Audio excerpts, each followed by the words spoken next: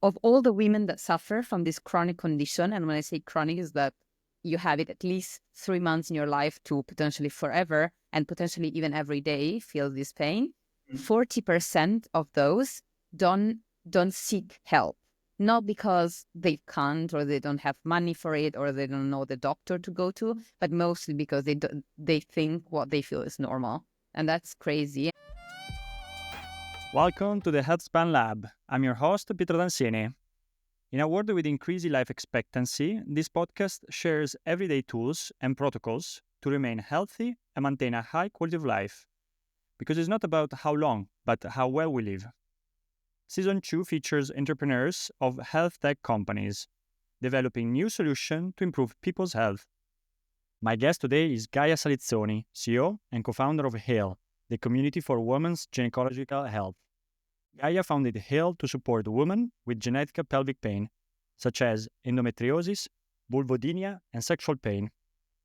Now Hale offers diagnoses and treatments both online and at physical locations across Italy and soon Spain and France. You'll hear about pelvic health, how it affects everyday life of 1 out of 4 women globally, what many FemTech companies have in common, and how Hale is shaping the future of genital pain treatment. Before we start, I'd like to emphasize that the content of this podcast is separate from my work at Rivia, but it's part of my desire and wishes to share everyday tools that improves people's well-being and the health span. Get ready to learn and be inspired. Hi Gaia, welcome. Hi, thank you for having me. I'm looking forward to explore pelvic health, how it affects everyday life, and in particular, woman health. I'm quite excited because it's the first time the full episode is going to be dedicated to FemTech and talk about Hale. So maybe we can start from there. If you want to introduce FemTech as a broad category or directly from Hale, up to you. Sure. Absolutely. Yeah, maybe let's start from FemTech. So FemTech, as the word suggests, means tech that supports women or female health specifically. So what we mean is just a new wave of innovation that emerged around 10 years ago as a category that has a noun, let's say, that has a name, which basically starts from the fact that female health as different to men's health has been recognized just a few years ago. What I mean is until literally 5 to 10 years ago, we wouldn't even split and disaggregate data when it comes to women compared to men. So we would only have one archetype, one standard when it comes to data measurement in health or creation of new pharmaceuticals or therapies or protocols. And so the result is that we later discovered that men and women are very different when it comes to biological and muscular and many other senses. And so whenever it comes to, again, treatments and pills and pharmaceuticals and stuff, it has completely different effects on women compared to men. And so we have to revise a bit the whole thing. And so from this problem, many solutions started to emerge that support specifically, even sometimes exclusively, female health, as opposed to generalistic kind of health. So Hale, our startup, really enters this space as it addresses mostly women. And what we do very shortly, then maybe we can have time to dig deeper into it, is really helping women that have genital pain, as you said, to find a solution the fastest and easiest way possible. And when I talk about chronic pelvic pain, is basically this sensation of pain and just pain in the lower part of the body, in the pelvic area, where you have a lot of muscles, especially, and nerves, and a lot of things that support your organs here. When you have pain there, you probably have some kind of problems in that area, and you need a specific treatment for that. Problem is that it takes up to 8 years in Europe to get diagnosed when you have these conditions. And when I mean pain, it's just symptoms, but it's often associated to endometriosis, vulvodynia, vaginismus, and many other conditions that maybe you can have heard it more. And so, yeah, we just try to help women that have this condition that are 1 out of 4 approximately to find a solution. Yeah, amazing. Beautifully put. Another way I like to think is that, business often have a persona in mind. So FemTech, simply a business that have a woman in mind. Particularly relevant because also the work I'm doing, I'm realizing now there is more attention to have studies, clinical trial studies that have a good split between gender, but learned that is actually a recent thing that surprisingly before was not It is. well understood. So it's great that also Hale is trying to fill the gap in understanding also the differences. I wanted to highlight something that you said, that like pelvic pain, there are several pains. I know you started from one, but then expanded. How was the evolution from one to the others, and how are they connected? Absolutely. Yeah, as you say, so it's a FemTech is literally the whole like women's health. So it's huge. It's like talking about health alone. Within health, you have different categories, and what we do is really pain diagnosis and pain management. We started specifically from one of the most known pathology in the space, at least in Italy, at least in Europe, which is vulvodynia and endometriosis, which are very different pathologies, but they have this common characteristic of having this strong sensation of pain. It can be acute pain or chronic pain. In this case, is chronic pain for both pathologies. And it often comes in like spontaneous way. So you don't really do actions that trigger pain. It can happen, but many times it's really just pain that appears in your life in different contexts, whether it is when you're having sex or when you're sitting down on a chair or when you walk or when you're doing sports. And the thing is that pain is one of the most unknown still symptoms in the human body, not just in women, because it's so difficult and it's so subjective that you cannot really, or at least today, as of today, we don't have the tools to properly measure pain. And we often rely on self-reported measures like doctor asking a patient, how do you feel 1 to 10, right? And how subjective can that be? And so how can we properly address that pain and understand the causes of that pain if we're not even able to track the data of that pain? So that's very interesting to me. And just going back to your question, we started from those two that are the most also common one, I would say, to then expand to other conditions like, as I said before, vaginismus or pelvic floor hypertone, or even just vaginitis and cystitis that are just infections that can become chronic. But what I want to stress here is that we still maintain a very specific vertical when we build Hale. So it's not that we're targeting any condition in women, but it's really about pain, about chronicity, and about the gynecological sphere, let's say.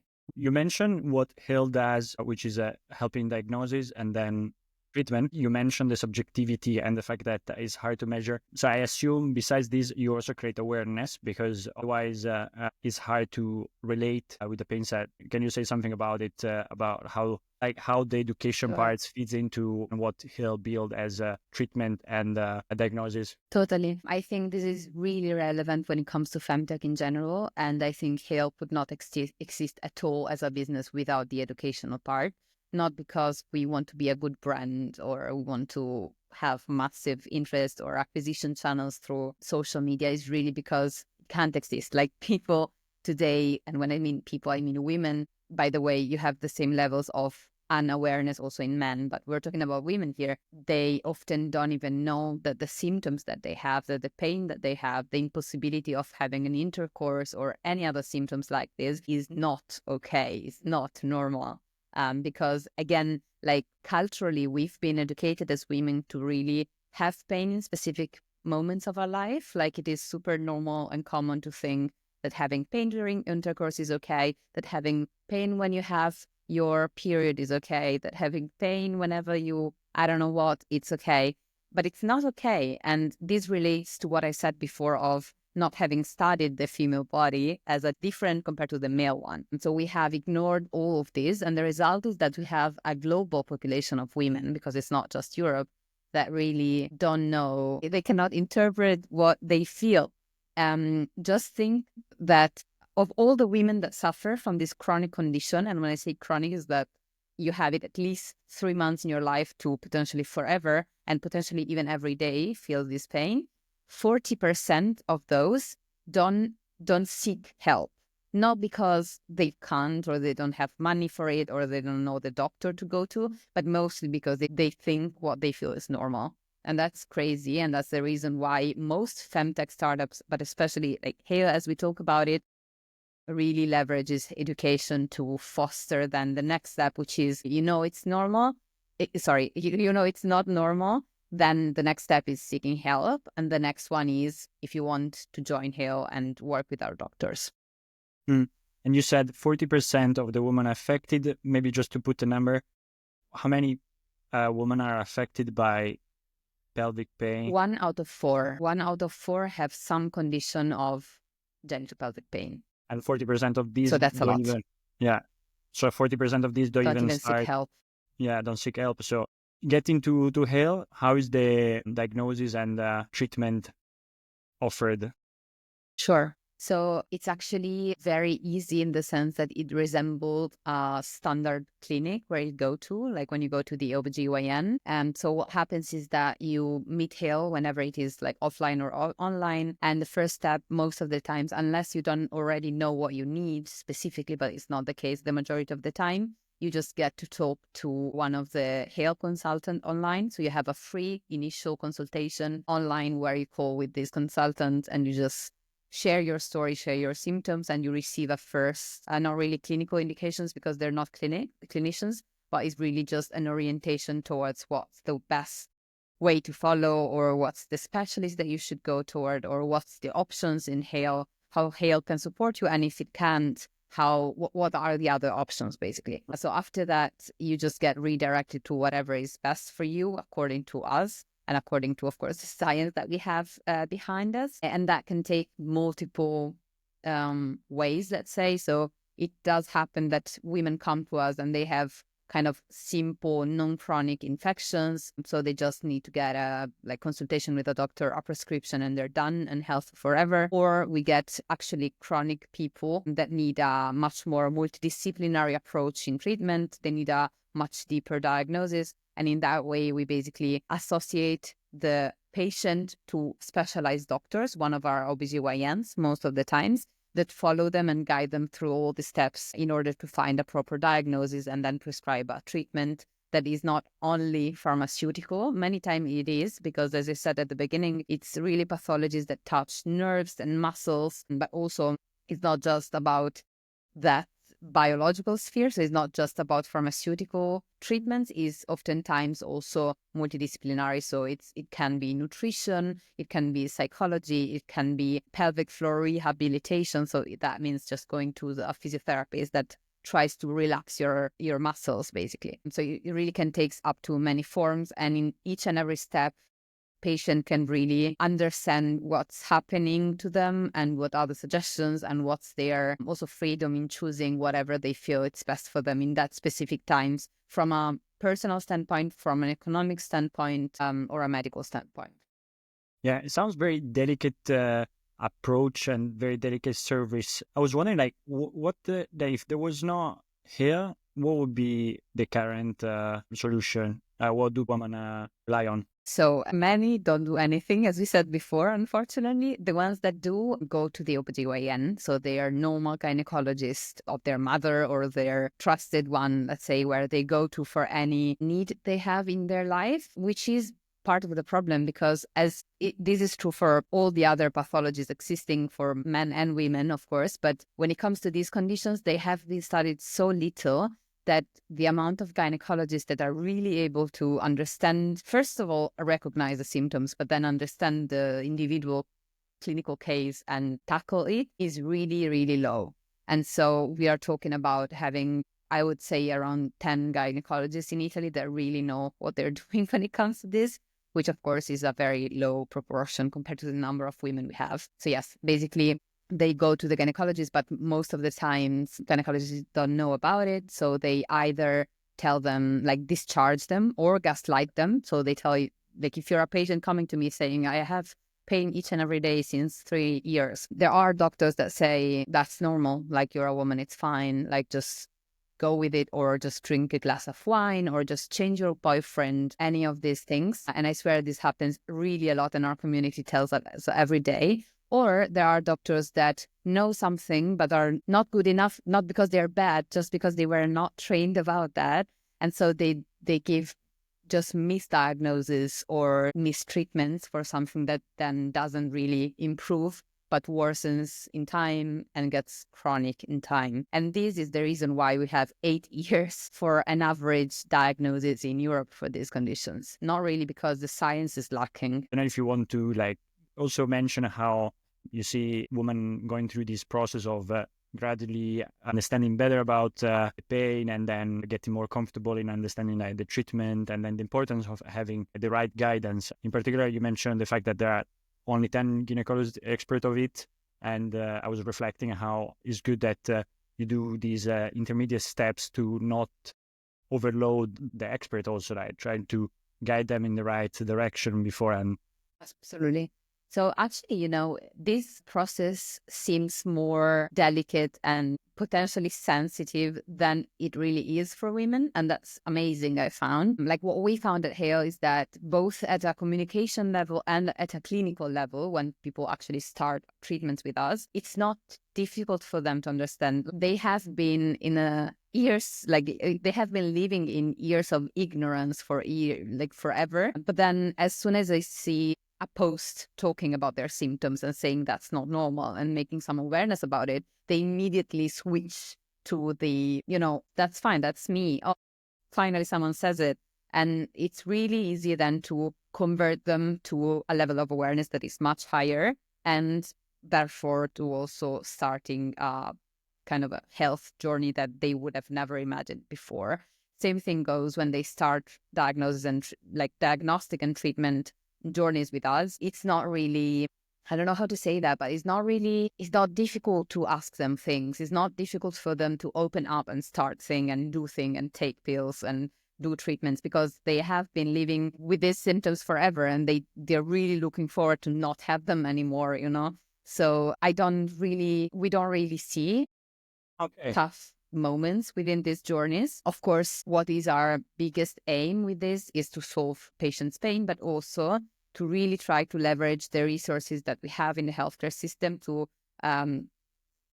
try to tackle it in the best way possible. Because as you were saying, what we try to do is really to anticipate through technology or through intermediate and prior steps what is then the job of doctors. And that's really the point, and not just in this field, because as you know very well, we have a completely unbalanced situation right now between demand and offer in healthcare in Europe, right? So we have very few doctors and very high demand, and this is going very worse and worse every day. So what we try to do, and what many other startups in the space are trying to do, is to really leverage technology to take away work from the day of a doctor and really use the time of a doctor in the best possible way. And that is listening to patients and talking to them. It's not really filling forms, it's not really prescribing things or doing any of that. So what we really use is technology on the one hand, and also other professionals, like for instance, midwives. We work a lot with midwives in the early stages because they can do exactly the same job as doctor, actually better when it comes to talking to patient, and they take away a lot of time and pressure of the doctor, that then has a whole, clinical view of the patient that was prepared already even before he looks and talks to the patient. It sounds like you're not aiming to replace or take anything away from doctors and so on. You're simply guiding and removing the load to make it more efficient. So it's like a supplement, complementary service, and then helping in the best way who is affected, in this case woman, but that's can be applied to any other field, and that's why health Totally. tech is booming, because there is really this need of make it a complementary service to the expert, to the doctors, to the healthcare. You said a keyword that I'm curious about. You said community, a health community. Mm-hmm. What I mean is just patients that know us and patients we know. So we started off, as I told you, from an educational standpoint, because we knew that without breaking the barrier of under-awareness or non-existing awareness, we couldn't have gone to the place where we are now, which is offering medical services. So what we first did, even before we knew what we wanted to do, because the truth is that many founders, first-time founders, by having a problem to solve and to tackle, but they don't know yet what's the perfect product and fit for that. So we all started off without having no clue of what we wanted to build, but we knew what we wanted to solve. And we started off by creating a community online through social media, newsletter, events, and other stuff, and really building awareness. That was our main thing. And it still is in some sense, because we do offer clinical services, but at the same time, we still have a very strong community that supports what we do, even if they're not clients necessarily. They are interested, of course, in what we say, in what we write. I don't know, this whole community thing really helps patients even going through the whole thing. Even if they are not under treatment right now, and they still find enormous value and benefit in being in a community and sharing their stories and their symptoms, and, you know, like getting other people to tell you that is okay, like you're not alone, the only one in the world having that. That really is a medicine. That's what we believe at Hale. I understand this is very, very typical in FemTech, right? The deciding from community, because It it is is. often tapping into problems that are not well explored or talked. I was curious to expand a bit the story. So that you first build the community, and you were in this with one co-founder? Yeah, exactly. We are two co-founder. My co-founder is called Vittoria, and she's also a patient, as I am. So it all started out really from our personal stories. We just met again after some years. We had known each other and just realized that we were on the same boat. And she was really the first person I talked to, and which made me think, okay, I'm not crazy. I'm not alone, because I was thinking that back then when I was at school. And that was the moment when we realized, okay, maybe there's someone else, you know, maybe we should ask, maybe we should talk about it. Maybe we should have videos with media companies talking about it and see what's the response. And the response was very overwhelming, like in a good sense. Like it was very much bigger than we expected. And that was a time where we said, okay, then there is a market. Let's study it further. And then we realized that there were a lot of research streams already on this, and there were doctors doing stuff since years about it. And there were associations doing political stuff about it as well. But it was all very not known, or at least not accessible for common people. And that was the start of it. What's the moment, the geographic border of Hale? That's a very funny question. We always get asked this question from completely different people, because it's not really clear from the outside. We are a team, like almost the whole team is actually based in Berlin, and the company is based in Berlin. We were starting there the whole entrepreneurial journey, because we just thought at the beginning that Germany was the best market to do so, in terms of size, in terms of opportunities, in terms of investors, and so on. But then we soon realized, just after launching our first product, that then we pivoted into what we are now. That wasn't really true, especially because Germany has a healthcare model that is completely different to what we are used in Italy or in Southern Europe in general. And it's really difficult to crack it, really from an economic point of view. And so we decided to go back, not physically and geographically, but as a market, to what we know, and what we know it's really demanded. So like very high demand for these conditions, very low to no competition at all. So we are kind of split right now. We still are in Berlin as a team, because we do think that is a better ecosystem when it comes to, you know, startup environment. But then in terms of market, we are in Italy right now, and we plan to expand to Spain and France afterwards, because there's a lot of common characteristics of our users, market, culture, but also healthcare model that really allows us to fill the gap wherever it is. Something that I remember realizing very quickly as I moved to Berlin is that what also helps in Berlin is having not only the presence of investors and just general businesses, but the fact that you hang out with people, with friends, you just meet at parties, other people that work in the industry. So they like who you hang out with and your friends are other people that have relevant experience. So besides doing whatever you're doing, typically with your friends, sometimes you chat about what you're working on, and that becomes very useful, because maybe they share personal stories, or they connect you with interesting person that is has some experience in your field, or could help you out on the marketing, on the fundraising, and so on. So that's something that I feel that the value of Berlin, London, and I think Italy is moving. I'm happy that we now It have is. some very good cases in Milan, but there is still some gap. I hope that the company we have between Scalapay, Serenis, Bending Spoons, and so on, they're really growing because they're Yeah. gonna start creating that hub of knowledge and experience. Just Yeah. question on that came up when I learned that you were considering expanding. Did you consider Switzerland, the Italian part of Switzerland? We didn't actually, because it's not really a language barrier for us, because we're not a software that we need to translate and promote. It's really about finding doctors that want to work with us and want to enter our protocols and adapting also culturally to the place. And so actually what we feel like is that we would have the same barriers, of course, less than moving to other countries, but still we would have barriers and limitations in entering Switzerland, even if it's closer to us, because it's really like we have to leverage other kind of things. So Switzerland as a market is just too small to bet on. And so if we still have challenges to face, then it's maybe it's worth it to go to a bigger market. Yeah, makes sense. And that's a bit the story of Europe, like the size of the markets. And that's actually also the reason why general Swiss companies then become very quickly global, or at least European, because the local market is so small. One thing that might be like, okay, you said is mostly doctors that join the protocols. One thing that, since you mentioned the healthcare system, the fact that Germany has a different healthcare system from Italy, I wonder if you also see regional difference. The reason why I'm asking is because a friend that did some econometric research was pointing out recently to me that often looking at the national level misses the differences that you have actually at regional level.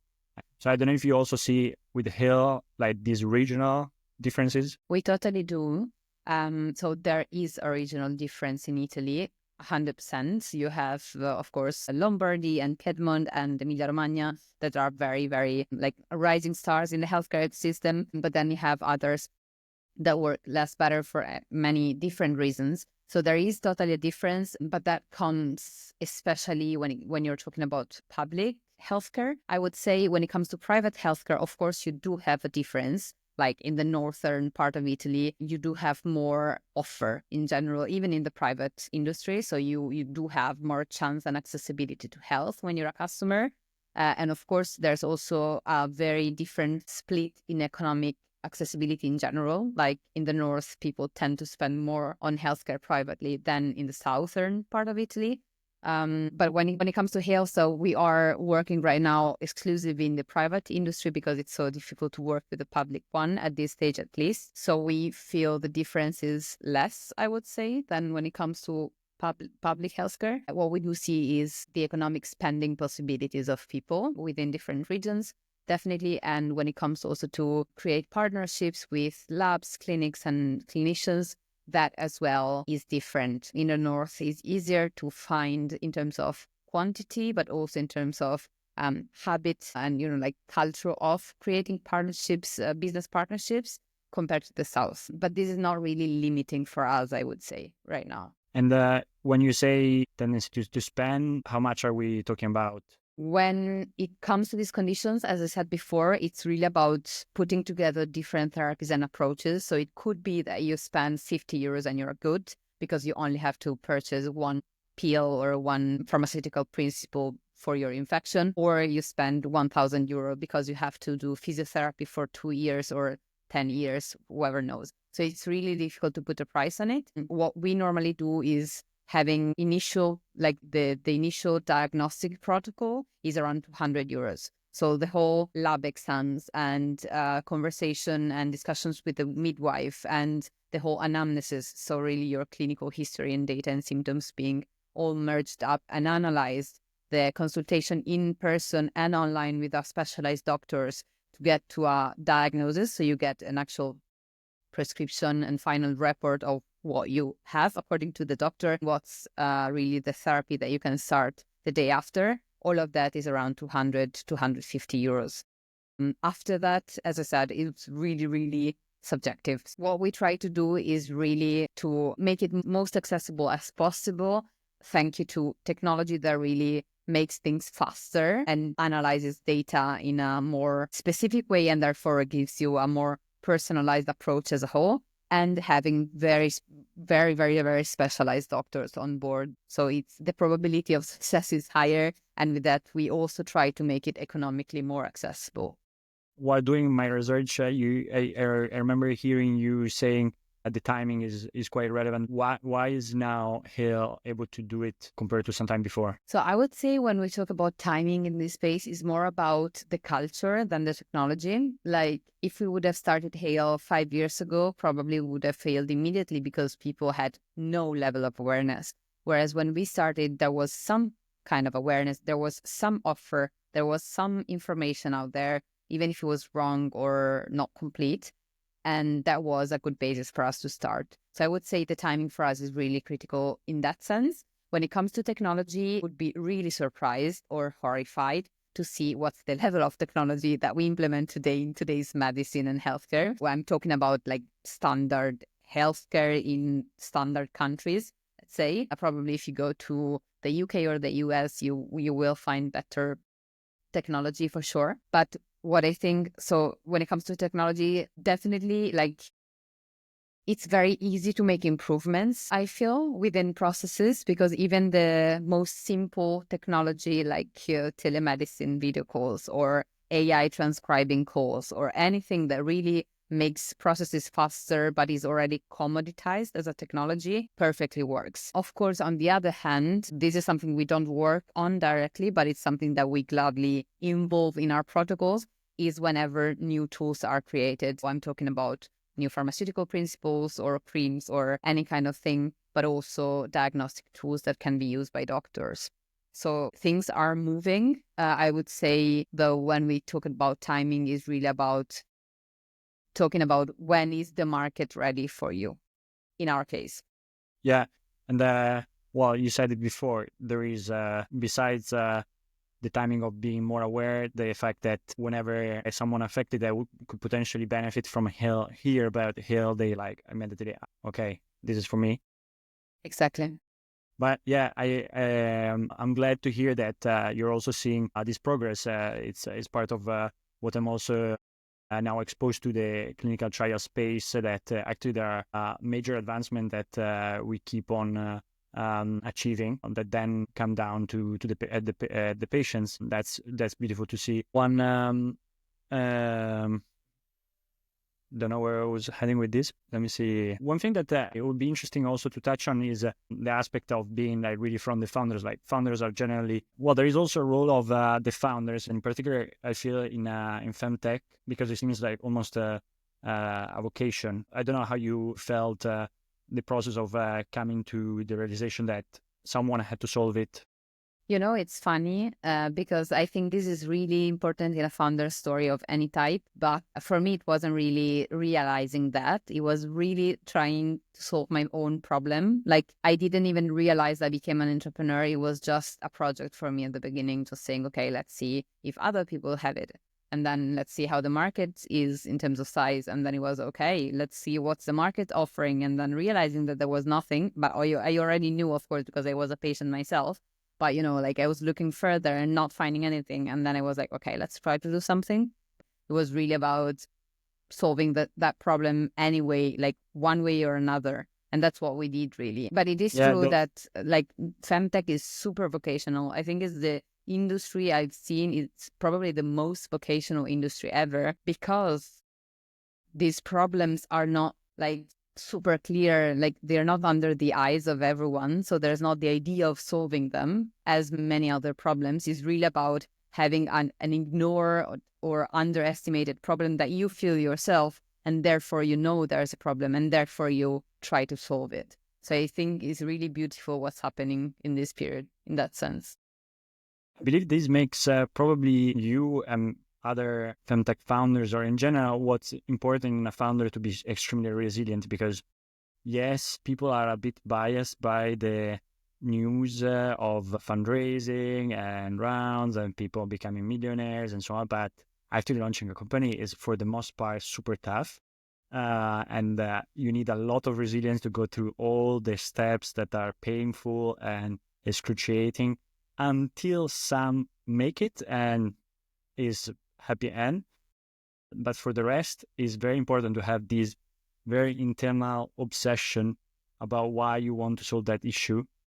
And in your case, it's very clear. You've suffered that. You know that 40% or 1/4 of the women suffer the same. So you want to do something about it.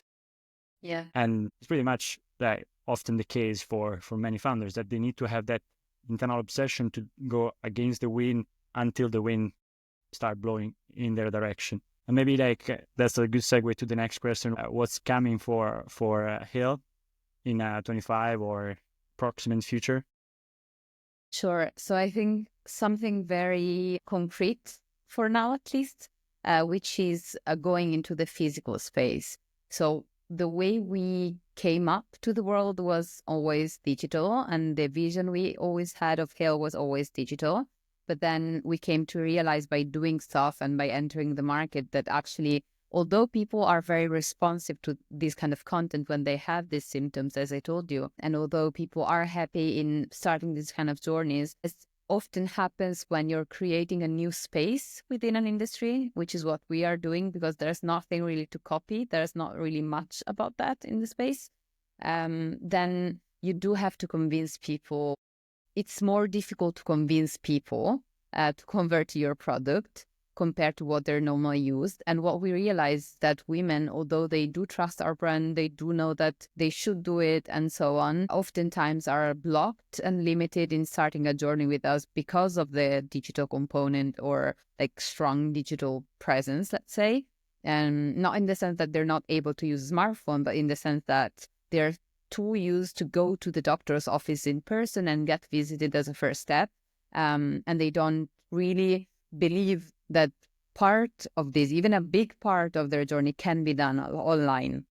And so what we are switching into, and this is something I think interesting even in other markets, and I know many companies that had to do it, especially at the beginning, is really going into their direction and having a component of comfort and known within the whole journey. So what we're doing is opening physical touch points in Italy where women can go and have a first consultation, not really the first one, which is the one they do online, but the first visit in person in our gynecologist offices, so that they can do what they know, what they're used to and what they trust, to then bring it all online for the majority of it, or at least what it can be done online, to then still follow what's our vision. So what we're doing is really going hybrid this year.